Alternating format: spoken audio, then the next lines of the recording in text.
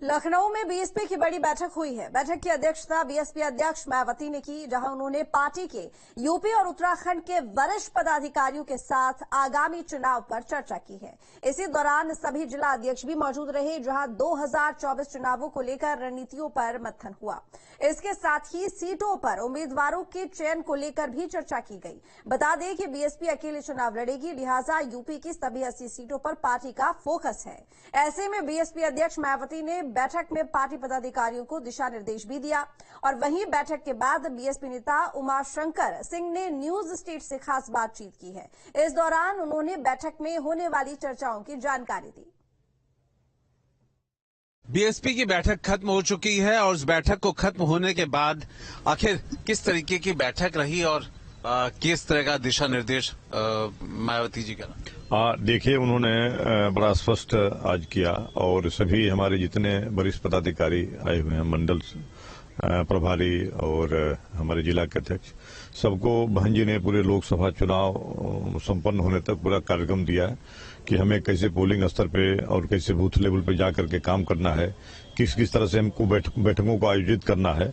आज सारे दिशा निर्देश बहन जी ने दिया है कि हम अभी से लोकसभा चुनाव के लिए पूरी तरह से लग जाएं और सबको उन्होंने काम बांटा है और ये आभास कराया है कि हमको चूंकि अकेले चुनाव लड़ करके अपनी ताकत दिखानी है और हमें अच्छा रिजल्ट लाना है।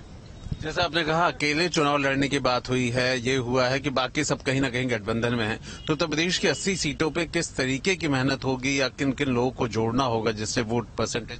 देखिए, उत्तर प्रदेश में हम लोग पहले भी 200 से अधिक सीट पा करके पूर्ण बहुमत की सरकार बना चुके हैं अकेले लड़के। हम अकेले लड़के कभी 100 सीट भी विधानसभा की जीते हैं, सरकार नहीं बना पाए थे। तो हमारा संगठन और हमारे जो लोगों का जो मनोबल है वो अगर चूंकि मजबूत है तो निश्चित रूप से हम इसको लोकसभा की सीट में कन्वर्ट कर सकते हैं।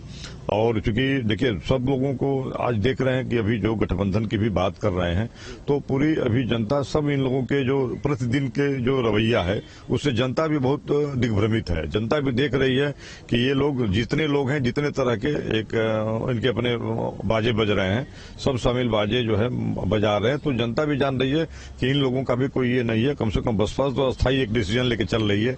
तो ये धीरे धीरे ये लोगों में, मतदाताओं में इस बात की चर्चा है।